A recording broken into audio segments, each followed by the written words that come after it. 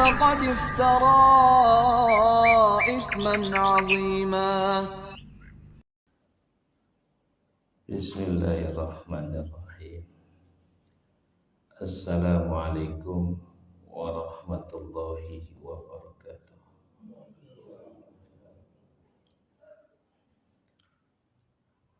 Alhamdulillahirabbil alamin. Wassalatu wassalamu ala nabiyyina Muhammadin wa ala alihi wa ashabihi ajma'in. Amma ba'du. Allahumma 'allimna ma jahilna wanfa'na bima 'allamtana wa zidna 'ilman nafi'an ya rabbal alamin.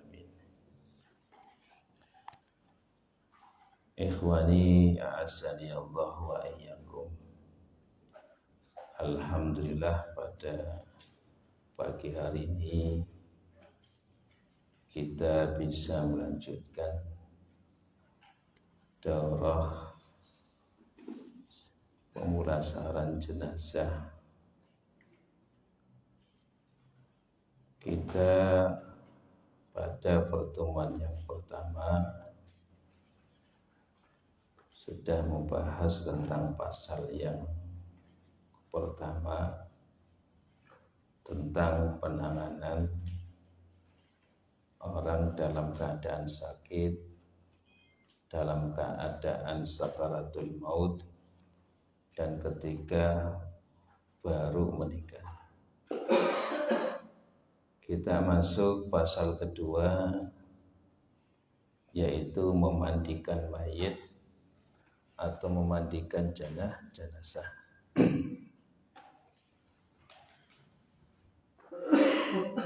Yang pertama, kita bahas permasalahan-permasalahan seputar memandikan mayit. Yang pertama, hukum memandikan mayit adalah fardu kifayah. Jadi hukum memandikan mayit adalah fardu kifayah. Yang dinamakan fardu kifayah itu setiap orang itu tidak wajib untuk memandikan mayit. Ketika sudah ada beberapa orang yang memandikan mayit, maka kewajiban memandikan mayit itu telah gugur dari yang lain. Itu dinamakan fardu kifayah. Akan tetapi meskipun ini hukumnya fardu kifayah, kita itu berusaha untuk menjadi orang yang menggugurkan kewajiban yang lain. Jangan sampai kita itu, wah ini hukumnya fardu kifayah, saya tidak usah ikut-ikutan. Jadi bagaimana kita itu sebagai pelaksana yang menggugurkan kewajiban yang lain. Maka di sini disebutkan apabila sebagian orang telah melaksanakannya, maka gugurlah kewajiban dari yang lain. Nah, kemudian yang kedua, disyaratkan bagi orang yang memandikan mayit beberapa syarat. Yang pertama, orang yang memandikan mayit adalah seorang muslim. Orang yang memandikan mayit itu adalah seorang muslim, bukan kafir. Ya, jadi ketika ada orang muslim meninggal, maka yang memandikan adalah seorang muslim. Kemudian orang yang memandikan mayit sama jenis kelaminnya dengan si mayit. Artinya mayit laki-laki dimandikan oleh laki-laki dan mayit perempuan dimandikan oleh perempuan. Nah, jadi ketika ada mayat laki-laki tidak boleh seorang perempuan itu untuk memandikan si mayat. Nah, kemudian berikutnya disebutkan di sini orang yang memandikan mayit mengetahui tata cara memandikan. Meskipun sudah jadi mayit, maka harus kita itu ada adab-adabnya. Ketika memandikan mayit, maka harus ada tata cara. Maka orang yang memandikan mayit atau jenazah harus tahu tata cara memandikan. Atau minimalnya ada yang memandu. Soalnya ada orang memandikan mayit itu seperti mencuci mobil. Ya, jadi ada yang pakai keran itu, ya, gosoknya juga gosoknya itu apa? Gosoknya itu seperti gosok mobil itu. Itu tidak, itu jangan kasar sama si meja, kasar itu. Pakai keran itu masuk. Jadi ya orang yang memandikan mayit itu harus tahu tata cara memandikan mayit. Kalau toh memang tidak ada, yang minimalnya satu orang yang memandu. Ya. Ada lagi saya dapat itu, mandikan mayit itu yang memandikan itu memang tidak paham memandikan. Di situ ada Pak lebihnya, malah guyur-guyuran itu. Yang memandikan guyur-guyuran Pak. Nah itu. Nah saya bilang itu jangan kayak gitu. Akhirnya Pak lebihnya yang turun tangan. Ya. Kemudian berikutnya adalah tidak fasik. Fasik ini adalah orang yang melakukan dosa besar. Ya, jadi diusahakan orang yang memandikan mayit itu adalah bukan orang fasik atau bukan orang yang melakukan dosa besar. Yang berikutnya adalah tidak punya permusuhan dengan si mayit. Tidak punya permusuhan dengan si mayit. Kalau yang memandikan mayit itu orang yang punya permusuhan, itu malah bukan memandikan itu. Ngosok gitu nanya. Ya Allah. Jadi itu apa namanya? Disyaratkan bagi orang yang memandikan mayit. Ini saya ambil dari kitab I'anatul Talibin. I'anatul Talibin itu syarahnya, hasyiahnya kitab Fathul Mu'in. Maka disebutkan syarat seorang yang lebih berhak memandikan, yang pertama merdeka, yang kedua seagama, yang ketiga tidak melakukan pembunuhan yang mencegah warisan, yang keempat tidak ada permusuhan, yang kelima tidak seorang anak yang kecil, yang keenam tidak fasik. Ini disebutkan di dalam kitab I'anatul Talibin. Jadi intinya 5 yang saya sebutkan ini disyaratkan bagi orang yang hendak memandikan mayit.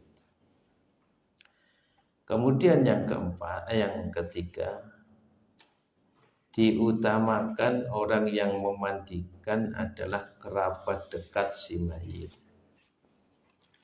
Kerabat dekat si mayit misalnya bapaknya, atau kalau tidak ada kakeknya. Kalau tidak ada turun anaknya.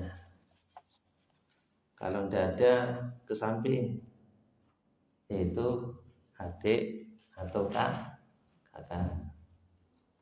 Kalau tidak ada ke samping lagi, ponakan.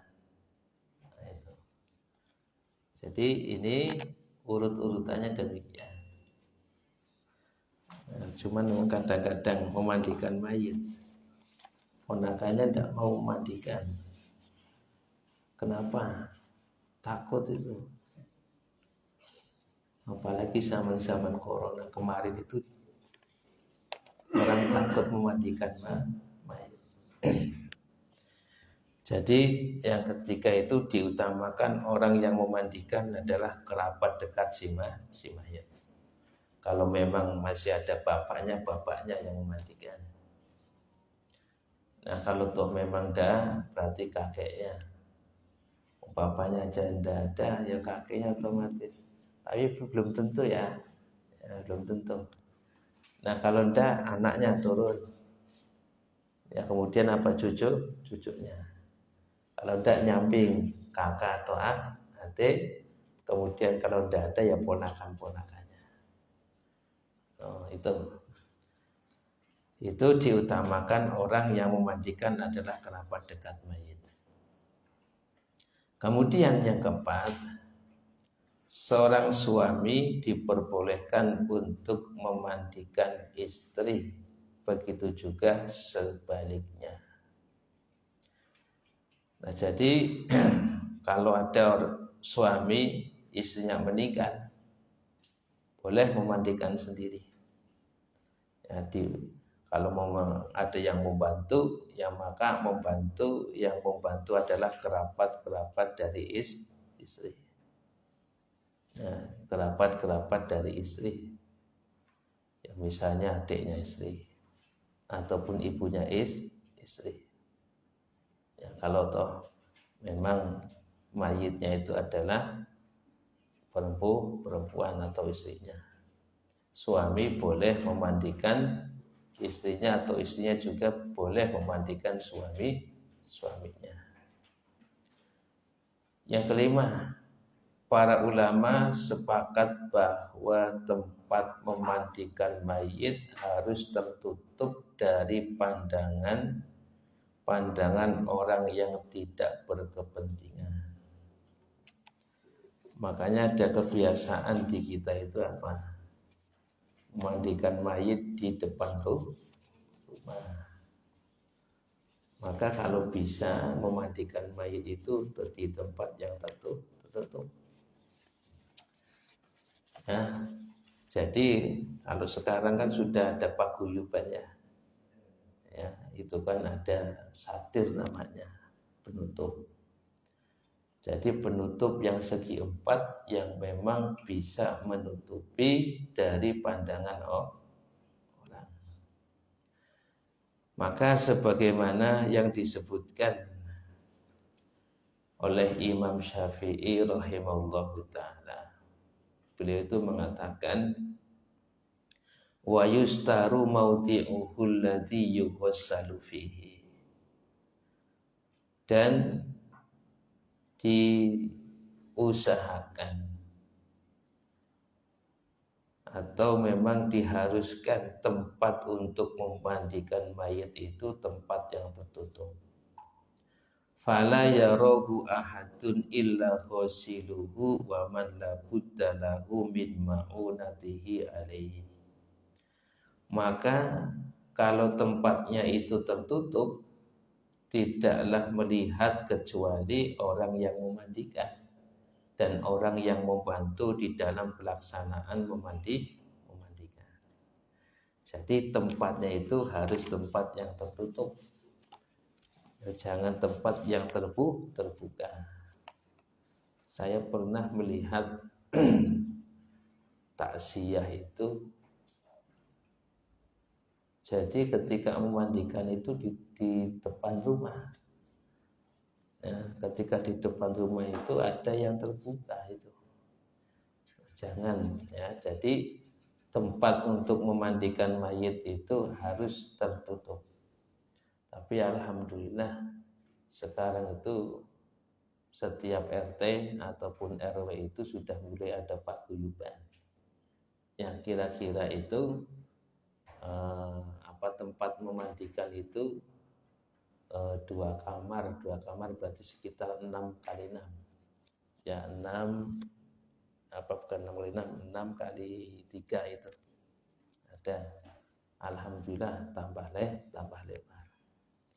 Jadi intinya tempat untuk memandikan mayit itu harus tertutup dari pandangan manusia kecuali orang yang memandikan dan orang yang membantu di dalam memandikan. Nah, kemudian tidak boleh memandang dan memegang aurat si mayit secara langsung. Bagi yang memandikan atau yang membantu untuk memandikan, maka tidak boleh memandang dan memegang aurat si mayit secara langsung. Maka menggunakan apa? Ya, kaos tangan atau sarung tangan. Nah, ini. Dan juga secara kesehatan itu ini lebih sehat. Ya. Makanya saya punya teman itu lebih. Punya teman lebih. Saya nanya, kenapa lebih itu? Ya maaf, ini ya itu kena penyakitnya itu aneh-aneh. Ya, lebih itu kena penyakitnya aneh-aneh. Dia mengatakan ya memang betul. Kadang-kadang ketika memandikan tidak pakai sarung tangan. Kemudian berhubungan langsung dengan si mayit tanpa adanya pengaman. Maka salah satu pengamannya itu adalah ini. Nah, maka begitu juga di dalam syariat itu lebih terhormat. Ya, tidak boleh memandang dan memegang aurat si mayit secara langsung. Nah, kemudian tidak boleh menyebarkan aib fisik si mayit bagi orang yang memandikan. Itu tidak boleh menyebarkan aibnya. Misalnya antum ikut memandikan, ya, kemudian ada aib yang ada pada si mayit yang tanpa sengaja antum ketahui. Oh, ternyata si mayit itu punya penyakit belang misalnya, punya penyakit panuh misalnya. Jangan. Ya, itu aib, ya, aib fisik itu jangan. Ya, itu jangan aib itu namanya. Ada sebagian kasus, maaf ini. Jadi ada orang meninggal. Ya, itu di kemaluannya itu ada cincinnya. Ya, ada cincin itu. Karena si mayit ini laki-laki yang memang punya ya gitulah ilmu-ilmu yang kayak gitu itu. Nah, jadi itu kan aib. Jangan disebarkan. Karena itu aib si mayit juga aib dari keluarga si mayit. Nah, kemudian memotong rambut dan kuku jenazah hukumnya sunnah. Dan membiarkannya adalah makruh. Jadi kalau memang si mayit itu rambutnya panjang dan kuku jenazah itu panjang, maka itu sebelum memandikan, yaitu nanti dibersihkan, kemudian dipotong kukunya. Ya, dipotong kukunya, dan juga memang misalnya rambutnya juga boleh untuk dipotong. dan membiarkannya adalah hukumnya makruh atau sesuatu yang dibenci. Maka alangkah lebih baiknya itu jenazah dipotong kukunya. Nah, kemudian yang kesembilan, jika setelah dimandikan keluar najis dari si mayit yang melekat di tubuhnya atau di kafannya, maka wajib menghilangkan najisnya dan tidak mengulangi memandikan. Makanya ini perlu sekali memastikan. Sebelum memandikan itu dipastikan kotoran itu keluar. Toh kalau terjadi misalnya setelah dimandikan selesai, ya ketika dimandikan kemudian mayit ini dikotok untuk dikafani. Ternyata ketika sudah diletakkan mau dikafani atau setelah dikafani, maka mayit ini tidak perlu dimandikan lagi. Cukup dibersihkan kotorannya, ya, kemudian diganti kain yang kena, kemudian dikafani, tidak usah dimandikan lagi. Ya, nanti repot kalau dimandikan lagi itu. Ya. Nah, kemudian wanita yang haid diperbolehkan untuk memandikan. Ini yang sering ditanyakan. Jadi kalau ada wanita yang haid, apakah boleh memandikan? Boleh untuk memandikan. Karena ini tidak terkait dari syarat untuk memandikan. Dan wanita itu ketika haid itu haidnya bukan di tangan, najisnya itu juga bukan di tangan. Jadi para ulama menyampaikan wanita haid diperbolehkan untuk memandikan. Nah, ini permasalahan-permasalahan terkait seputar memandikan mayit. Nah, kemudian berikutnya, perlengkapan yang dibutuhkan untuk memandikan mayit. Kalau sekarang sudah satu paket kayaknya, ya sudah satu paket dengan kain kafan. Tetapi perlu kita ketahui apa saja yang memang harus dibutuhkan ketika memandikan mayit. Yang pertama, ranjang untuk meletakkan mayit. Ranjang untuk meletakkan mayit. Yang memang ranjang ini kalau bisa pakai stainless dan di bawahnya itu sudah ada kerangka-kerangka yang memang untuk bisa mengalirkan air. Saya kira itu ada beberapa masjid, ada beberapa paguyuban sudah punya. Ya, kecuali kalau RT RW-nya itu yang masih jadul. Ada yang masih jadul itu. Jadi pakainya padipan yang memang dipangku itu. Ya, hanya tempat duduk tok itu. Nah, ya tidak mengapa, tapi ya yang lebih praktis ya itu. Ya lebih praktis itu. Cuman kalau di kampung-kampung itu yang masih ada yang secara manual ya dipangku itu. Kalau dipangku itu satu ya menyusahkan orang yang mangku. Meskipun boleh. Kemudian yang kedua itu kadang-kadang itu tersingkap auratnya si mayit. Ya, kemudian ketika untuk membalikkan si mayit itu lebih susah. Nah, itu. Nah, tapi yang praktis itu adalah ranjang. Meskipun kalau di pangku itu ya tidak masalah. Ya. Kalau ranjang kan ya paling 1-2 orang tok yang membantu. Lebih mudah. Nah, makanya kalau ya kedepannya kalau memang ada ya buat ranjang untuk meletakkan mayit. Ya seukuran 2 meter lah, seukuran 2 meter, kemudian lebar itu ya 80 cm. Nah, itu lebih memudahkan. Ini ranjang untuk meletakkan mayit yang terbuat nanti dari stainless. Kalau terbuat dari kayu itu cepat rapuh. Nah, kemudian yang kedua, air bersih untuk memandikan mayit, gayung dan tempat air, bak atau jembungan.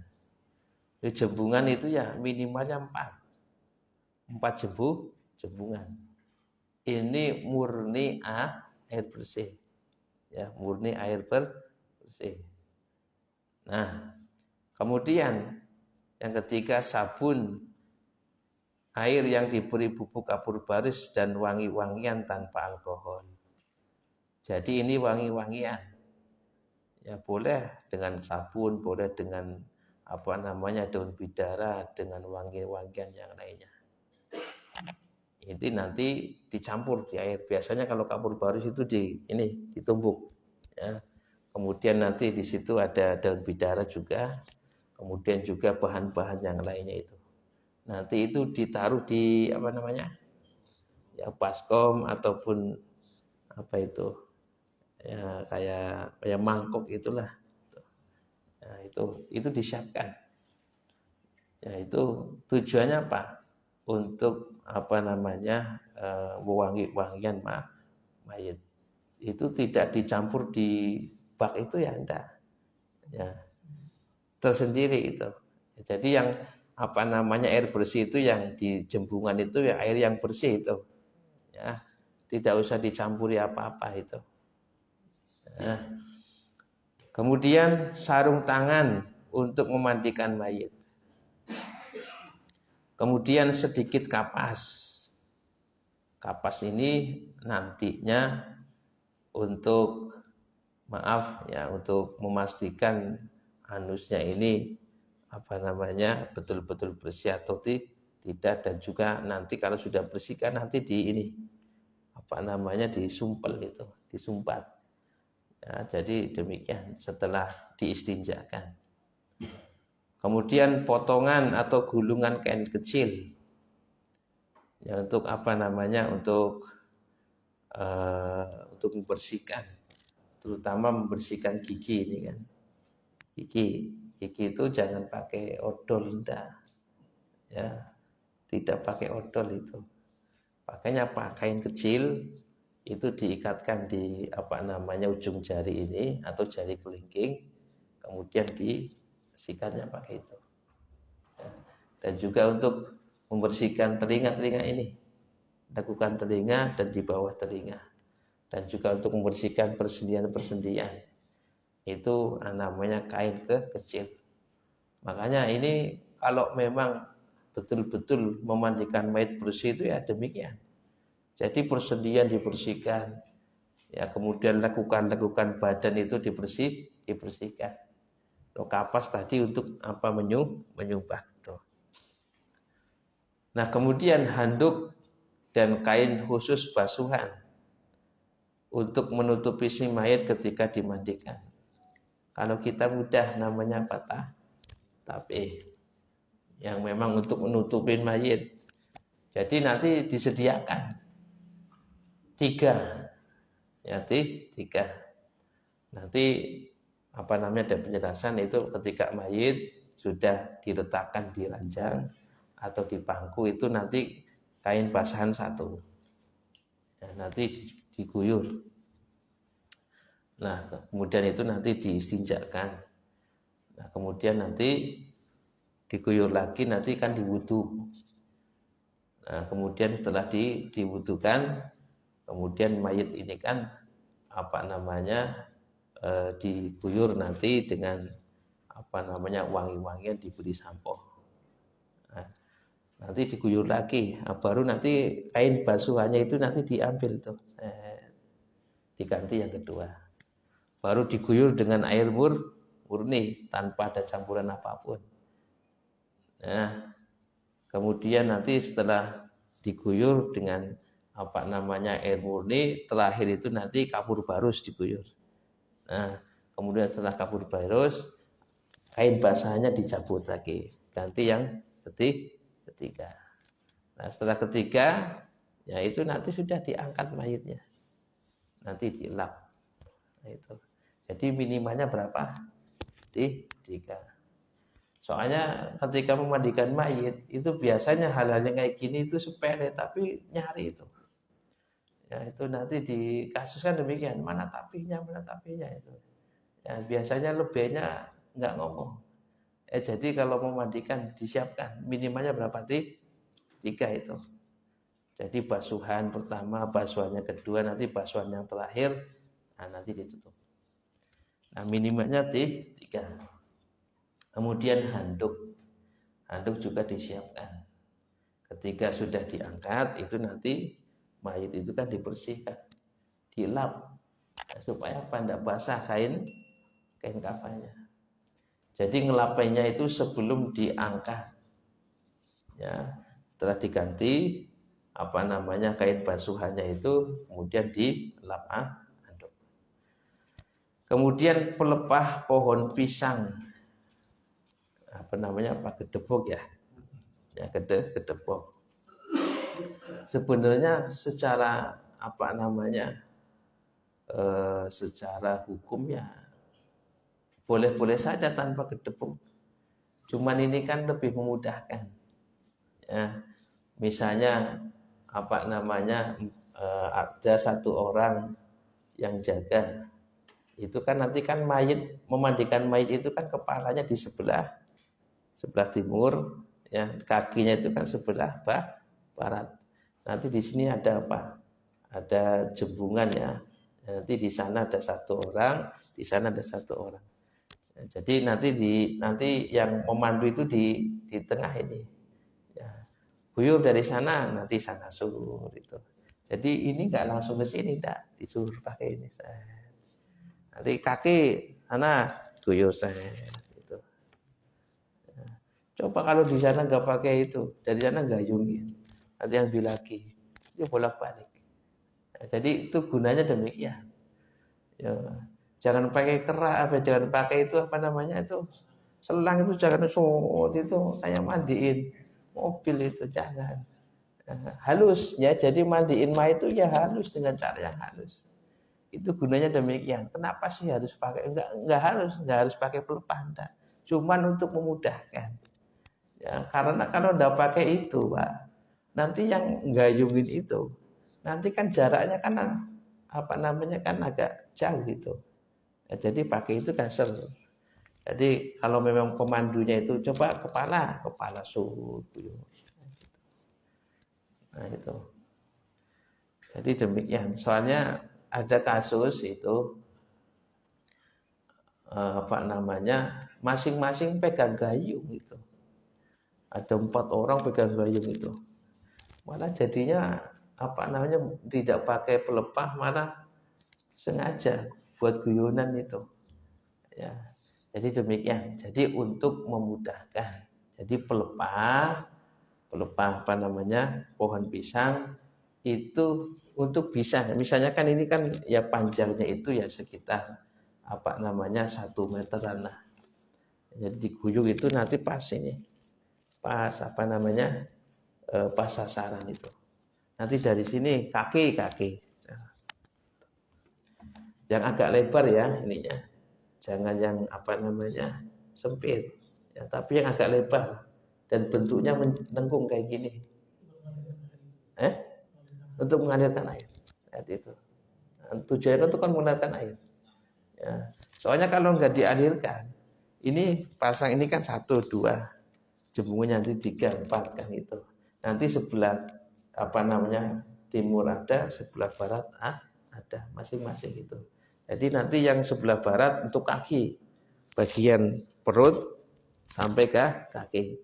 Tapi kalau yang bagian perut ke atas kan nanti bagian sana. Karena kepalanya itu nanti di timur, kakinya itu sebelah barat. Nah gitu. Nah, itu dicuh itu.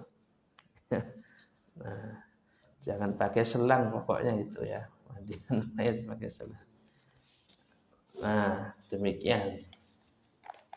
Jadi pakainya demikian. Nah, berikutnya ini yang penting. Tata cara memandikan mayit.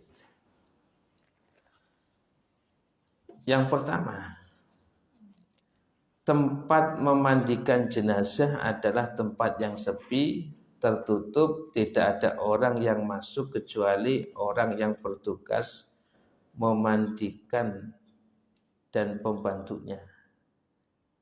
Adapun walinya mayit maka boleh masuk walaupun ia tidak ikut memandikan dan tidak ikut membantu. Jadi yang pertama sudah saya jelaskan tadi, tempat memandikan adalah tempat yang tertutup. Yang kedua, menaburkan wewangian atau membakar buhur dupa di ruangan pemandian jenazah, supaya jika ada bau yang tidak sedap maka tertutupi. Ini hukumnya boleh-boleh saja. Ya, hanya ini supaya menghilangkan bau yang tidak enak. Bukan menyan.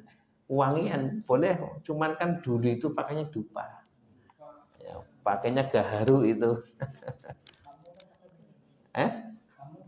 Ya, pakai menyan. Sebenarnya untuk menghilangkan bau saja.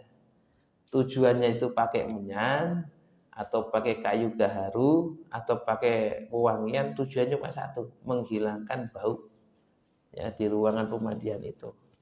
Jadi bukan pakai dukun itu, ya. Jadi pakai semprotan juga bisa. Itu untuk apa? Menghilangkan bau. Ya, maaf ya, mayit kalau ditinggal didiamkan beberapa jam itu baunya sudah berubah. Ya, sudah berubah. Coba yang biasa memandikan mayit itu sudah berubah baunya. Makanya kalau mayit meninggal itu langsung dimandikan. Adapun nanti menyolati, menguburkan besok tidak masalah. Nah, itu bau Pak. Ya, beda itu. Ya, antara yang baru meninggal langsung dimandikan, itu baunya beda. Ya, baunya kayak apa ya? Pokoknya bau beda itu baunya. Nah, jadi tujuannya itu adalah menghilangkan bau. Ya, apalagi maaf kalau orang yang meninggal itu orang yang punya penyakit koreng ataupun borok. Nah, itu ya, saya diceritain sama Lebe itu. Saya Ustadz pernah memandikan mayit itu punya penyakit kencing manis. Jadi kakinya itu sudah busuk. Gitu. Keluarganya saja tidak sanggup ikut memandikan. Nah, makanya dia yang memandikan, sendirian dia memandikan. Itu. Makanya ini kenapa para ulama menyampaikan ya, untuk kalau zaman dulu kan pakai dupa ya pakai kayu gaharu gitu. Kalau sekarang pakai wewangian juga tidak masalah, mau disemprotan kan tidak masalah. Itu kencing manis, kemudian kakinya sudah busuk. Nah, jadi kan kalau kita belajar itu kan bukan hanya untuk yang sehat saja itu. Ya. Jadi kalau memang yang meninggal tidak punya penyakit apa-apa, mudah itu enak. Cuman bagaimana memandikan? Kalau memang mayitnya itu adalah yang sudah punya penyakit kencing manis yang busuk. Dan juga maaf, ada lagi yang punya penyakit borok karena gitu. Nah, makanya itu bagaimana?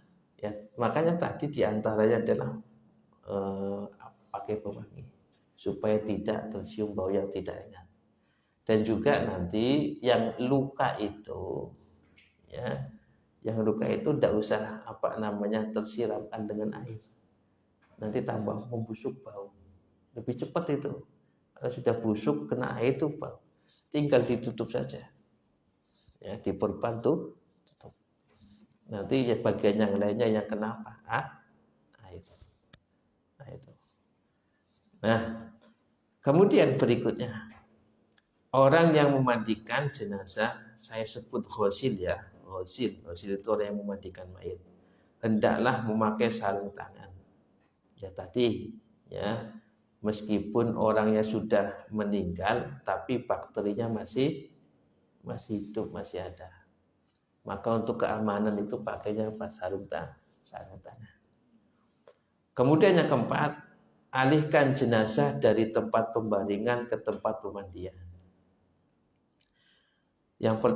Poin yang pertama, jenazah diletakkan di atas tempat pemandian dengan lembut dan perlahan serta penuh penghormatan dalam posisi terlentang. Jadi kalau gotong si mayit dari tempat pembaringan ke tempat pemandian itu ya jangan buru-buru. Ya, jangan buru-buru.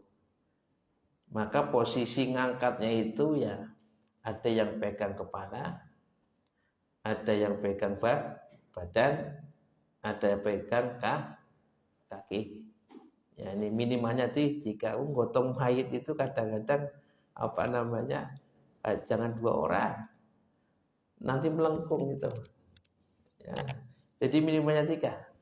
Ada yang kepala, ada yang badan, ada yang kaki. Apalagi kalau misalnya mayitnya itu gemuk, ya, itu jangan berani-berani ngangkat sendirian itu. Ya. Soalnya kalau ada itu ini sepele, cuman ya memang kasihan si mayit. Ya 2 orang megang itu akhirnya nggak kuat, ini Pak, jatuh itu artinya.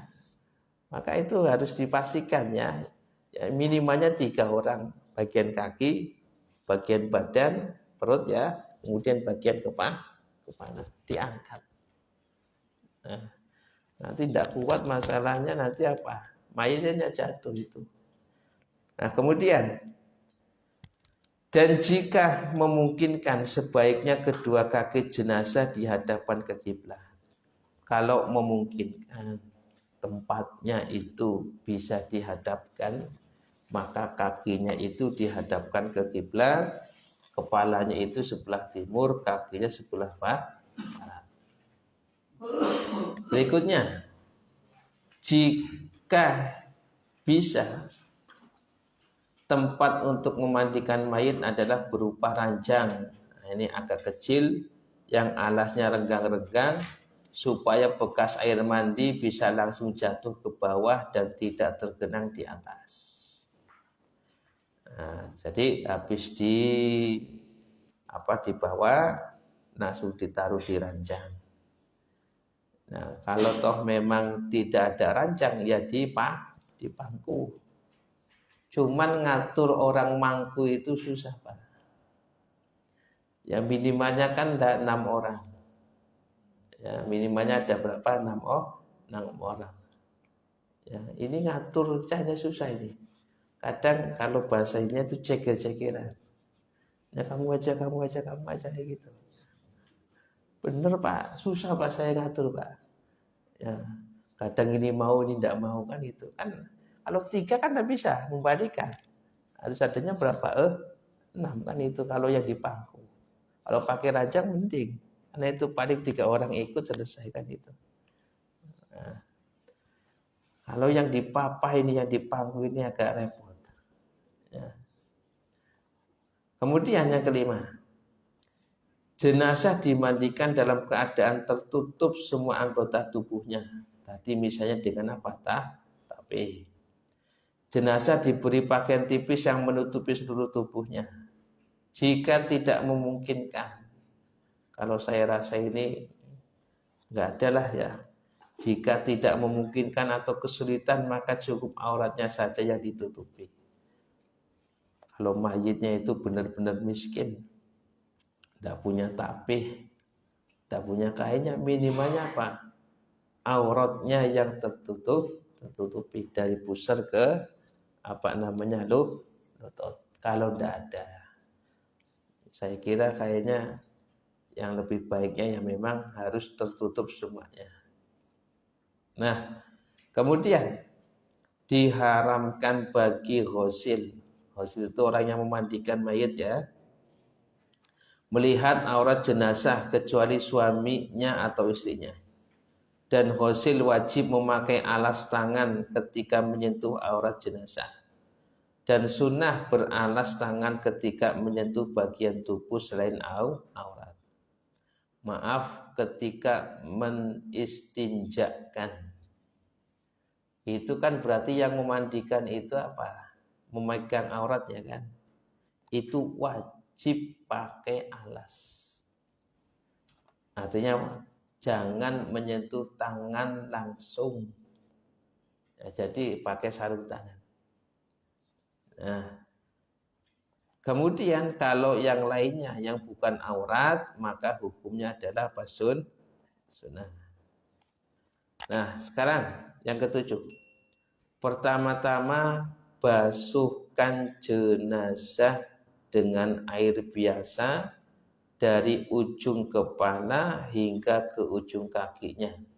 Dimulai dengan membasuh seluruh badan jenazah dengan meratakan air basuhan ke seluruh badannya. Ini kita mulai. Jadi ketika sudah dipastikan mayit itu berada di ranjang pemandian, kepalanya itu sebelah timur, kakinya itu sebelah barat. Nah, atau misalnya yang memangku itu sudah lengkap semuanya, kemudian alat untuk menutup si mayit atau kain basahannya itu sudah siap semuanya, yang airnya juga sudah siap semuanya, yang mengguyur juga sudah siap semuanya, kemudian yang memandu itu juga sudah siap semuanya, baru dimulai, yaitu dengan apa? Dengan mengguyur air ke seluruh tubuh dulu, untuk membasahi dulu, diguyur. Dari mana? Dari kepala. Dari kepala diguyur. Nah, itu tugasnya yang sana tuh, pakai pelepah itu. Guyur. Nah, kemudian sampai kaki, dari sebelah barat guyur. Jadi diratakan dulu seluruh badan itu diratakan dengan air. Berapa kali? Boleh. 1 kali guyuran, 3 kali guyuran. Dipastikan air itu merata dulu semuanya. Ini yang pertama. Nah, kemudian berikutnya, jenazah diistinjakan dengan lembut dan perlahan. Diistinjakan artinya apa? Dicepokin. Nah, tapi sebelumnya itu harus dikeluarkan kotornya dulu, barangkali ada keluar kotoran. Angkat sedikit bagian kepala hingga paras dada untuk mengeluarkan najis-najis yang berada di dalam perut. Kalau mayit, Pak, kalau memang ada kotoran, itu bisa terlihat di benjolan ini, usus besar. Apa bagian puer atau apa ini? Nah, ini di sini. Ya, kempongan di sini. Nah, itu ada, itu terlihat. Nanti dibijikan di sini, dipijit. Ya. Dengan halus ini. Apa sih di bagian usus besar atau usus besar? Bagian sini ini. Nah, ini dipencet sininya, tuh. Nah, kemudian mengeluarkan kotoran dalam perutnya dengan menekan-nekan atau memijit-mijit perutnya secara perlahan-lahan dan hati-hati dengan menggunakan kain alas agar tidak tersentuh auratnya. Nah, ketika memijit-mijit ya dengan pelan-pelan, dan tangan ini tidak menyentuh langsung, harus pakai ya alas. Nah, ketika kadang keluar ya, kadang ada yang tidak. Ya tergantung mayitnya, di situ masih menyimpan kotoran atau tidak. Nah, makanya biasanya kalau yang keluar kotoran, nanti kotoran keluar. Nah, nanti setelah keluar kotoran itu nanti itu andusnya dibersihkan. Nah, itu nanti dengan menggunakan apakah? Kapas. Ya, kalau memang itu ada yang mengatakan ini jari kelingking itu dimasukkan sekitar 2 ruas ini. harus jari kelingking nih, untuk memastikan bersih atau tidaknya. Nanti baru kalau sudah bersih, itu tandanya itu kan biasanya tisu ini. Itu kalau memang masih ada kekuning-kuningan sedikit, itu berarti masih kotor. Sampai betul-betul bersih. Nanti baru ini ya kapas nanti disumpel. Nanti ini kan dimasukkan dulu ini. Kapas ini. Nah, ini kan lagi gini nih. 2 ruas masukkan. Kalau toh memang masih kekuningan berarti masih belum bersih. Sampai betul-betul bersih. Nah, baru nanti setelah kayaknya sudah enggak kekuningan disumpel. Pakai apa? Kapas. Nah, ini kalau bisa ya ini sebenarnya keluarganya yang mengistinjakan. Ya, keluarganya yang mengistinjakan keluarganya. Yang nyeboki itu keluarganya atau kerabatnya. Ya, kalau memang kerabatnya tidak ada, ya, ataupun nggak berani misalnya, ya nanti yang misalnya ini biasanya Pak Lebih itu yang minta izin untuk apa? Untuk mengistinjakan. Kalau memang dari keluarga tidak ada, maka saya minta izin kepada keluarga untuk mengistinjakan. Karena ini berkaitan dengan apa ini? Berkaitan dengan aurat. Nah, kalau bisa sih dari keluarga yang mengistinjakan. Jadi masukkan 2 ruas ini jari kelingking. Nah, ya jangan jempol nanti ya, tidak kelingking. Nih. Nah, caranya tadi ya artinya ini kepala itu diangkat dikit, itu nanti dipencet. Nah, kemudian posisi jenazah dikembalikan seperti semula.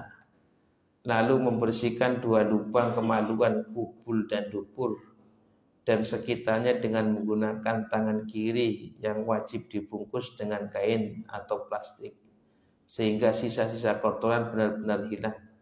Demikian juga najis atau kotoran yang terdapat pada anggota badan yang lainnya itu juga sama harus dibersihkan sampai benar-benar hilang dengan menggunakan kain atau plastik yang baru. Nah, setelah mengistinjakan baru membersihkan gigi jenazah. Kemudian kedua lubang hidung. Kemudian juga mulut. Kemudian ya rongga-rongga inilah. Ya. Ruas-ruas ini dibersihkan. Begitu juga yang ke-11 itu memotong kuku atau membersihkan kuku. Kemudian yang ke-12 kemudian mewudukan jenazah. Jadi kesimpulannya pertama itu diguyur air supaya air itu bisa merata dari ujung rambut sampai ujung kaki. Kemudian mayit itu diistinjakan sampai bersih. Kemudian nanti andusnya itu disumpah. Nah, kemudian nanti dibersihkan ya lubang hidung, telinga, kemudian ini kuku. Ini sebelum diwudukan. Kuku dipotong misalnya kalau panjang. Nah, setelah itu selesai semuanya, ya nanti diguyur lagi. Ya sebelum diwudukan diguyur untuk membersihkan tadi sisa-sisa yang itu dibersihkan. Nah, baru nanti diwudukan. Nah, bagaimana tata cara mewudukan? Ya, sebelum proses fardu wudu maka sunnah dimulai dengan menggosok gigi jenazah. Nah, ini sudah tadi ya. Kemudian membasuh kedua telapak tangannya seperti wudu, mewudukan. Kemudian mengumuri dan menistinsakan. Ini yang penting. Di dalam mengumuri dan mengistinsakan, ini jangan pakai gayung. Pakai apa? Ini. Ya. Jangan pakai gayung di kayak gini, jangan. Ya. Nah, enggak. Jadi mengumuri itu masukkan air sedikit. Di sini kan pakai kas tangan nih. Nah itu nanti di sini pakai apa namanya kain. Ya. Udah mengistinsahkan itu pakai air, di sini ada air. Langsung ini kan hidung nih, ya hidung dimasukkan, langsung dipencet ininya, pencet itu masuk pencet, masukkan dipencet hidung itu. Ini kan hidung nih, jadi masukkan sini kemudian masuk pencet, cet itu, nanti air keluar, masuk langsung dipencet. Itu. Kalau udah pencet masuk ke sini itu, ya itu maksudnya, paham ya? Jadi ini kepala diangkat sedikit dan dimasukkan, kemudian ketika itu pencet langsung hidung saya, nanti air keluar. Pencet. Kalau nggak dipencet masuk itu sini Pak. Gitu. Nah itu namanya tadi membasuh kedua telapak tangannya, nah, si mayit. Kemudian nanti mengumuri, kemudian mengistinsaki. Nah kemudian berikutnya adalah membasuh wajah. Membasuhkan wajah 3 kali meliputi rambut, kulitnya disertai dengan niat wudu dalam hati. Jadi ini namanya fardu yang pertama kan wajah ya. Itu. Jadi wajah sebanyak 3 kali. Kemudian kalau memang ada mayit ini punya jenggotnya, di sela-sela jenggotnya. Nah, kemudian berikutnya membasuh kedua tangan. Dan ketika membasuh kedua tangan itu sampai bahu. Ya, sampai bahu. Ya kan sebagaimana supaya apa namanya? Cahayanya lebih panjang. Kalau sampai siku bagaimana ya tidak masalah. Ya, cuman kebiasaan yang di masyarakat itu pakai sampai bahu. Ya, bukan ngomong dulangi maning wudune. Ya. Soalnya ada Pak Ikhwan kita itu apa memandikan mayit suruh diulangin. Itu. Makanya yang berkembang di dalam masyarakat itu kan menggunakan mazhab Syafi'i. Nah, jadi kalau mau membasuh tangan ya sampai bahu. Kalau yang sampai ini tidak masalah sebetulnya. Cuman alangkah baiknya sampai bahu. Begitu juga tangan kiri. Kemudian juga mengusap kedua telinga, mengusap kepala dan kedua telinga sebanyak 3 kali. Kemudian ketika mengusap telinga itu nanti dibersihkan bagian dalam dan bagian luar. Nah, kemudian ketika mengusap kepala itu nanti sampai bagian tengkuk ini ya bagian leher. Nah, ketika selesai kemudian membasuh kedua kaki kanan dan kiri. Ya kanan itu nanti di sela-sela, kemudian kiri juga nanti di sela-sela, dan juga ketika membasuh kaki ini sampai ke lutut. Ya, meskipun kalau sampai ke mata kaki jika itu dilakukan maka tidak masalah. Tapi kebiasaan yang ada di dalam masyarakat ketika membasuh itu adalah sampai lutut. Ini berdasarkan apa? Hadis Nabi itu kelak nanti umat Nabi itu apa?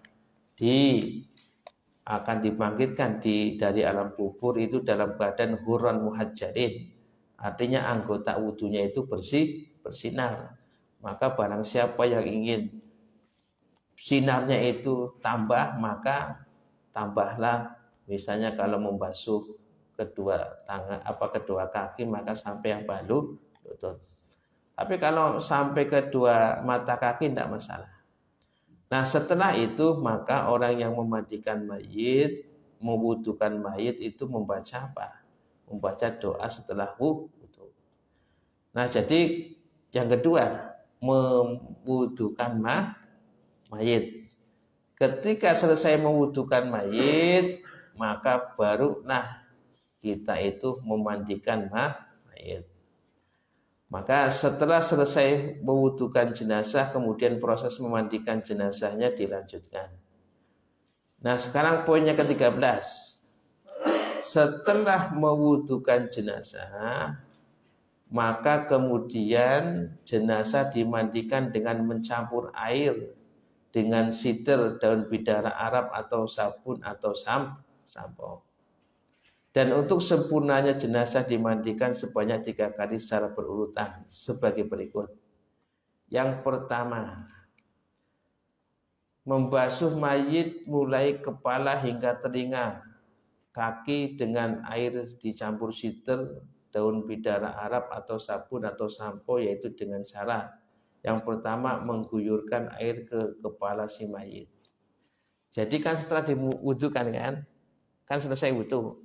Nanti si mayit itu diguyur kepalanya sampai ujung kaki. Nah, disitulah dicampur di situ daun bidara masuk. Kemudian nanti wewangian yang lainnya masuk. Kemudian nanti disampo. Kemudian nanti disabuni. Cara guyurnya itu pertama itu dari sebelah kanan. Sebelah kanan bagian depan sini. Depan dulu. Ya. Kemudian diguyur bagian kiri. Guyurnya berapa kali di sini? 3 kali guyuran. Ini berapa 3 kali guyuran. Kemudian sebaliknya bagian belakang sebelah kanan 3 kali. Bagian belakang ya, bagian kiri 3 kali. Ini dicampur dengan apa? Ya, dengan sabun, dengan daun bidara, dengan wewangian itu loh yang sebelum kita memandikan itu loh, itu harus disiapkan itu. Nah, nanti disampo. Nanti diratakan sabun. Nah, kan sudah ya, sudah rata semuanya. Dari ujung rambutnya itu sudah disampo. Ya, kepala wajahnya sudah disabun. Badannya juga sudah disabun. Kakinya sudah disabun. Kemudian depan juga sudah disabun, belakang sudah disabun semuanya. Nah, maka setelah itu ya diguyur.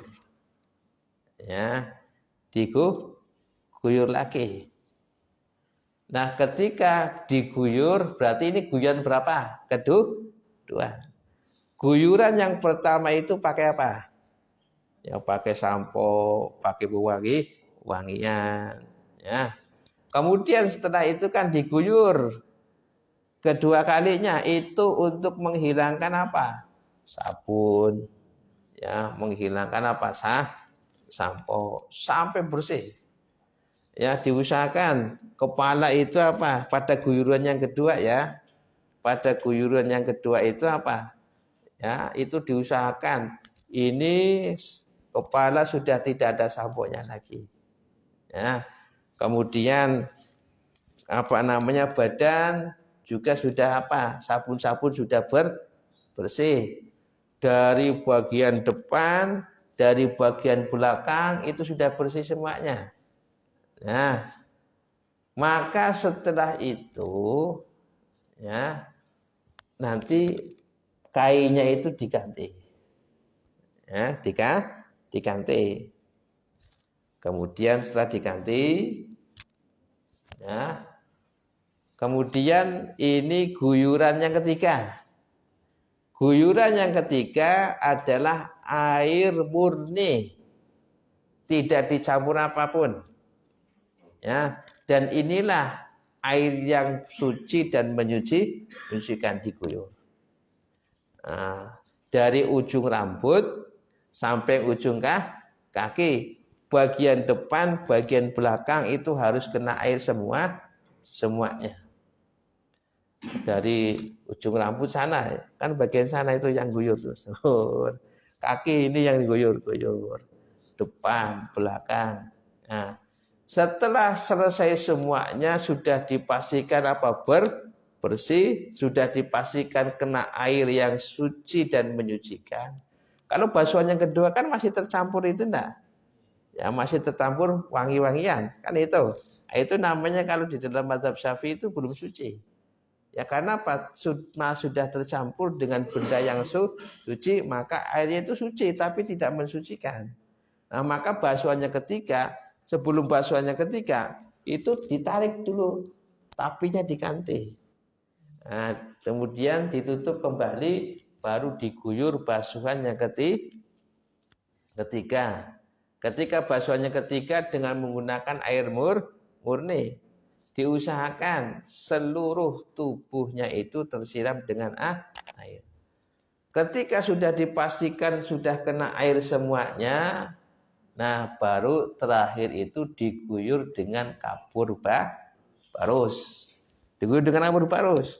Nah, seluruh tubuhnya diguyur dengan kapur barus. Di atas tapih loh ya. Nah, setelah itu didiamkan sebentar. Ya, supaya apa? Kapur barus itu meresap ke semuanya. Nah, setelah itu baru kain ini diganti. Yang kena kapur barus tadi ya, kemudian diganti tapih yang baru. Nah, itu nanti mayit itu dihanduki, dibersihkan, dielap, ya, baru nanti itu dibawa ke tempat untuk mengkafani. Ya. Jadi jumlah buyuran 5 kali. Apanya? Jumlah semuanya. Iya. Awal sampai akhir 5 kali. Ya. Di atas tapi. Ya. Iya. Iya. Tetap di atas tapi. Ya. Ketika membalikan badan sama itu aja.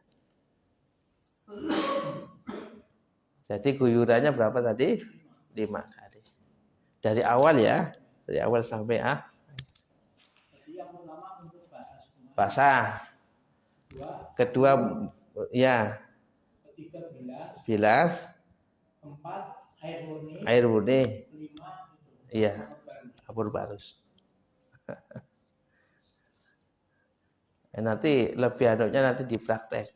Ya insya Allah nanti kita akan. Jadi kita sudah sejenak untuk mendengarkan azan.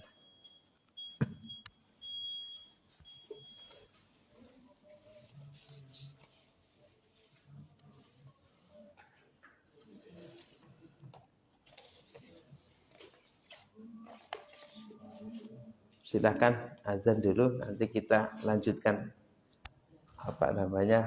pertanyaan.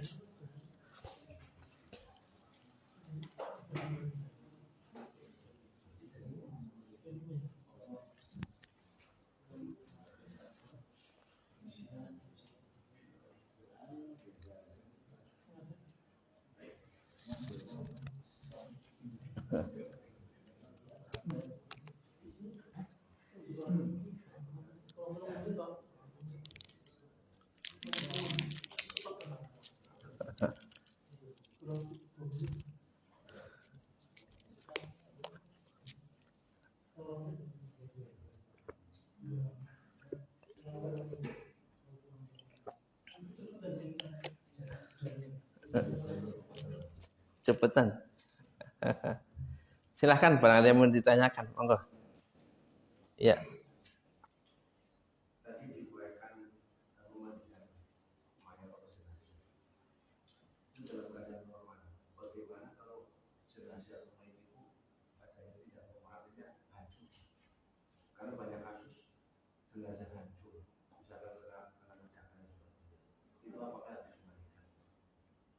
Ya.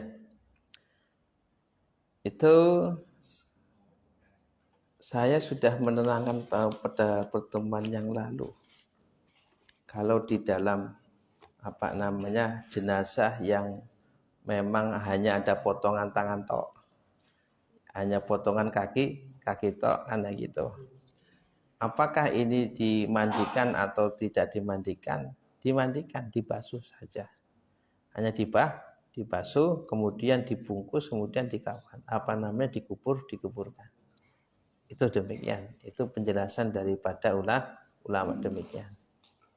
Cuman kalau kasusnya misalnya kasusnya itu seperti reruntuhan, Ya. Kemudian misalnya kayak terjadi kasus tsunami di Aceh kan itu. Maka itu kan ada tangan, ada tumpukan itu kan. Itu langsung dikuburkan. Karena tidak memungkinkan untuk dimandikan. Masa ambil tangan langsung dicuci gitu enggak. Itu langsung dikuburkan gitu. Kalau hanya misalnya 2 orang atau 3 orang itu nanti diambil. Nah, demikian. Tapi kalau dalam keadaan demikian para ulama menyampaikan dan ini yang saya lihat sendiri itu di Aceh demikian. Artinya apa? Kayak gitu langsung diarahkan ke ini, kemudian dikuburkan, disolati. Demikian. Iya. Bagian tubuh yang amputasi. Nanti bagian tubuh itu dikuburkan. Tidak usah dibasuh, langsung dikuburkan. Itu adalah sama dengan bagian yang terpotong dari tubuh, ya seperti daging. Nah, tidak dihukumi seperti mayit. Nah, itu. Jadi dikubur saja. Loh, kenapa dikubur Ustaz? Karena kita itu adalah dari tanah dan kita akan kembali ke tanah.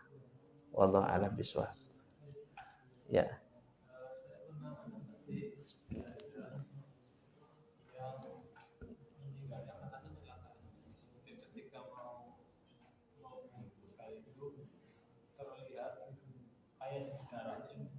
Keluar enggak karena lukanya yang keluar lagi darahnya bagaimana saya kurang tahu. Tapi kalau ada jenazah yang demikian terluka dan mengeluarkan darah, terus apakah gimana cara penanganannya? Kemudian sarung tangan itu apa bebas bahannya apa plastik kan ada yang karet, ada yang plastik, kain itu pak benar ada. Iya. Jadi kasus yang ketika kecelakaan, kemudian orangnya itu sudah meninggal, itu biasanya itu darah itu berhenti. Karena orang meninggal itu kan darahnya berhenti. Nah, maka sebelum memandikan, itu kan harus dilihat semuanya. Dari tubuh, ujung rambut, ujung kaki itu. Nah, biasanya orang yang memandikan itu karena melihat orang kecelakaan. Memandikan itu cepat, Pak. Itu. Jadi masih ada bagian-bagian yang darah yang memang membeku, biasanya membeku itu. Semuanya memang ada yang masih cair itu. Ada. Ya makanya sebelum mandikan itu dibersihkan dulu. Nah, toh kalau terjadi demikian, itu bagaimana Ustaz? Ya dibersihkan darahnya. Dibersihkan darahnya, kemudian kain yang kena darah itu adalah nanti diganti. Nah, demikian. Kalau kemarin yang saya pernah lihat sudah membuka tapi kain kafan itu basah. Kain kafannya basah. Ya kalau itu dalam hal itu para ulama menyampaikan dima'fu. Karena tidak mungkin kita itu menggantikan lagi. Mayitnya digawa balik, dikafani maning gitu kan. Nah, itu kalau itu dimakfukan itu. Ya. Jadi yang saya tahu kalau mayit itu sudah mati, darah itu sudah berhenti. Ya. Kalau toh memang ada darah itu biasanya darah yang membeku, yang menggumpal itu di luar. Ya seperti tadi orang yang borokan ya maaf. Itu demikian. Kita dengarkan azan dulu.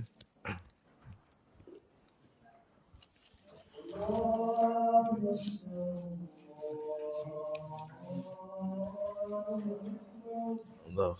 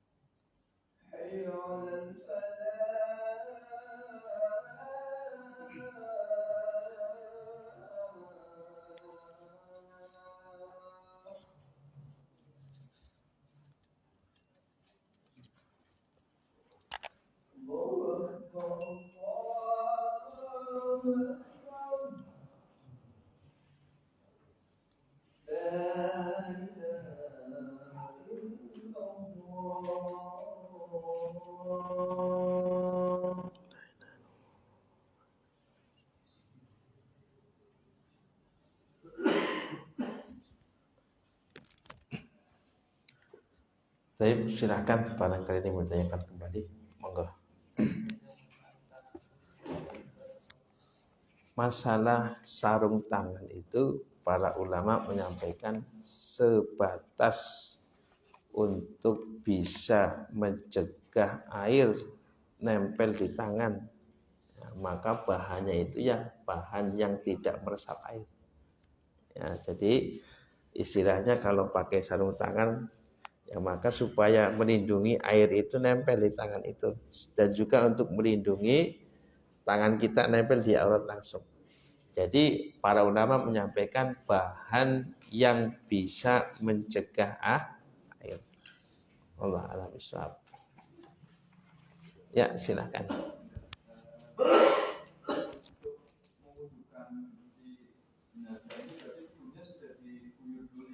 Sudah diguyur dulu. Ya, guyur yang pertama untuk membasahi. Kalau ndak diguyur, ya ndak susah membasahinya itu. Di atas kain penutup.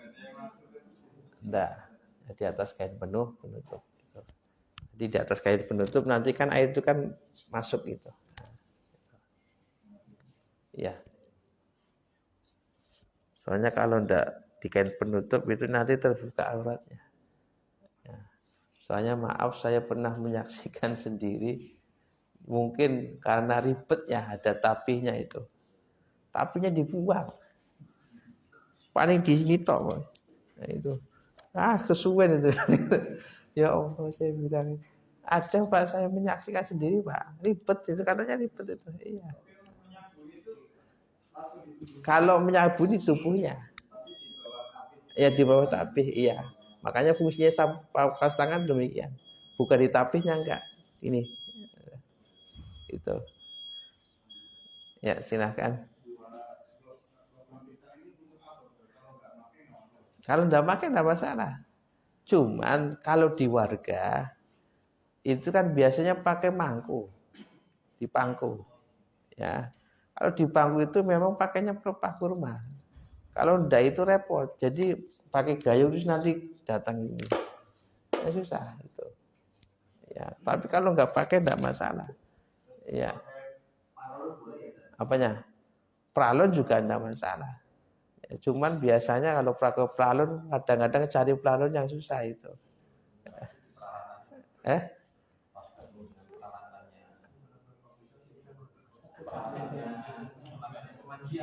Kalau memang itu satu paket ya itu alhamdulillah itu. Tapi biasanya kalau yang di warga itu enggak itu. Iya. Boleh pakai pralon juga tidak mengapa. Silahkan yang lainnya. Pada saat jenazah dibarengkan, kan dua kali datang, sore datang. Sebenarnya apa yang sebenarnya kita lakukan di situ? Apa kan ada banyak orang ngaji? Boleh. Sudah dimandikan belum? Iya, kan belum dimandikan, katanya sudah datang. Iya. Iya. sini banyak orang ngaji dan sebenarnya apa yang sudah kita lihat apa sebenarnya sebelum nunggu boleh benar ngaji bukan sensasi. Iya. Jadi yang pertama, kalau mayit itu sudah meninggal, maka disegerakan untuk dimandikan. Ya, meskipun ada keluarga yang ditunggu, lebih baiknya itu mayit itu segera dimandikan. Nah, toh kalau memang sudah dimandikan, kemudian terus kita ngapain itu kan? Ya, kalau memang demikian ya kita sholat tidak masalah. Habis dimandikan, kemudian kita sholati. Ya setelah itu apa? Ya sudah, tidak ada lagi. Kita menunggu saja itu. Ya, tidak ada acara apa-apa ngaji ataupun tidak ada. Itu yang memang para ulama menjelaskan demikian. Kalau sudah meninggal langsung dimandikan, kemudian langsung dikafani, kemudian disolati. Kalau mau ada yang ditunggu ya sudah ditunggu sebelum dikuburkan. Demikian. Soalnya maaf kalau memang meninggalnya sore, memandikannya pagi, Pak. Maaf itu sudah bau. Baunya beda. Nah, gitu. Maka kalau meninggalnya malam segera dimandikan pas pada malam hari. Kalau mau dikuburkan menunggu keluarganya ya tidak masalah. Yang penting sudah dimandikan. Nah, kemudian sambil menunggu dikuburkan apa ya? Disolati. Kalau setelah disolati ya sudah, tidak ada acara apa-apa lagi. Ya. Paling ya berkumpul saja itu. Nah, ya silahkan. Ada keluarga yang merasa kurang puas ketika saudaranya meninggal itu di rumah sakit Kristen. Menurut rumah sakit sudah dimandikan, tapi sampai rumah tidak puas, akhirnya memanggil pengurus untuk memandikan. Itu boleh nggak dimandikan ulang atau? Ya seperti saya katakan tadi, seorang muslim dimandikan oleh orang muslim. Ya maka kalau memang meninggalnya di rumah sakit Kristen dan memang sudah dipastikan di rumah sakit Kristen itu yang memandikan muslim misalnya, yang memandikan muslim ya sudah. Artinya sudah selesai kewajiban untuk memandikan. Nah, tapi kalau memang di rumah sakit itu dipastikan orang yang memandikan itu Kristen, ya maka dimandikan kembali. Tapi ya setahu saya meskipun di rumah sakit Kristen yang memandikan itu adalah orang muslim. Itu. Jadi bagaimana ya, tidak usah dimandikan. Nah itu. Tapi kalau memang kurang puas, kasihan si mayit. Ya, mayit itu dimandikan kembali ya kasihan si mayit. Ya sudah, kita percaya saja itu. Karena setahu saya kalau meskipun di rumah sakit itu adalah rumah sakit Kristen, tetapi yang memandikan itu adalah orang muslim. Tapi kalau memang diketahui dari keluarganya yang memandikan bukan orang muslim, kalau dimandikan kembali bagaimana, tidak mengapa dimandikan kembali.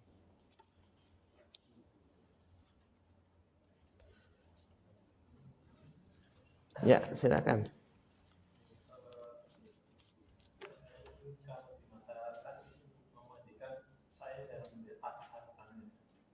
Apalagi ketika orang tuanya sendiri atau anaknya sendiri itu terkesan ada di masyarakat. Kalau pakai sarung tangan kesannya malah nggak sayang gitu istilahnya, cimit-cimit lah kalau sama orang tua sendiri masa pakai sarung tangan gitu istilahnya. Ya. Kalau untuk menepis hal tersebut bilang saja, itu kan orang sudah meninggal tapi bakterinya kan masih ada. Ya, bukan berarti saya tidak menghormati orang tua itu. Tapi kalau lepas sarung tangan bagaimana? Tidak masalah. Lepas sarung tangan itu tidak masalah. Orang itu juga adalah siapa? Ya istrinya sendiri misalnya, ataupun keluarganya sendiri demikian. Tidak masalah. Ya. Cuman ini untuk kehati-hatian saja. Itu. Karena saya dikabari itu sama teman yang jadi lebek ya gitu. Ya, itu dia merasakan sendiri itu. Artinya memang untuk keamanan. Nah, demikian. Ya. Membutuhkannya itu setelah memandikan. Jadi kalau di sini ya mandi dulu, Iya. foto dulu baru dimandikan. Iya. Jadi apa namanya, kalau di dalam hukum boleh. Ya, tapi kalau dilihat dari urutan apa namanya tata cara dari Nabi ya demikian, wudu dulu. Ya sebagaimana kalau mandi janabat. Tapi kalau memang mewudukannya itu setelah mandi ya tidak masalah. Ya tidak masalah. Jadi kalau di masyarakat itu ada, ya kalau di kampung saya itu mewudukan dulu. Ya, dari kampung sebelah saya itu apa namanya memandikan dulu baru mewudukan. Ya, jadi ada dua versi itu di kampung. Saya kebetulan ya banyak kenalan lebih itu ya, saya tanya demikian. Itu. Tapi secara hukum tidak masalah. Ya wudu dulu. Ya, kenapa? Ya itu perbedaan pelaksanaan, bukan perbedaan pendapat, perbedaan pelaksanaan. Ya, karena pendapatnya sama. Kalau mandi janabatnya ada wudunya, cuman perbedaan pelaksanaan saja itu. Ya saya di kampung saya ya lebihnya itu ya wudukan dulu. Kampung sebelah di tangki itu ya itu apa namanya wudunya telah terakhir. Iya. Jadi tetapi secara hukum ya boleh-boleh saja itu. Nah, ya silahkan. Jika mengalami kesulitan untuk melepas baju ketika meninggal, apa boleh digunting? Ya saya mendapati orang meninggal itu pakainya double Pak. Jadi ada pakaian kaosnya, ada bajunya, ada jaket itu. Ketika jaket mudah bagi saya, tapi kaos yang susah. Akhirnya saya sobek pakai gunting. Ya. Nah, pakai sobek pakai gunting dan juga celana. Celana itu kan kalau celana mudah itu. Ya sama ini. Cuman ini yang kaos yang susah itu. Ya, sama apa namanya baju ini. Ya kalau otomatis saya apa namanya gunting. Kalau nggak digunting nggak bisa lepas. Makanya kan kemarin kan kita bahas kalau mayit sudah meninggal itu harus ditajarut, artinya dilepaskan semua pakaian yang menempel. Makanya untuk bisa melepaskan kaos itu saya tidak bisa karena tangannya sudah kayak gini. Tangannya sudah kayak gini. Maka saya lepaskan pakai ini. Pakai gunting. Tidak apa-apa pakai gunting. Kalau nggak pakai gunting malah menyakiti si mayit itu. Tapi cukup ya. Kita akhiri subhanakallahumma bihamdika asyhadu an la ilaha illa anta astaghfiruka wa atubu ilaik. Assalamualaikum warahmatullahi wabarakatuh. ومن يشرك بالله فقد افترى إثما عظيما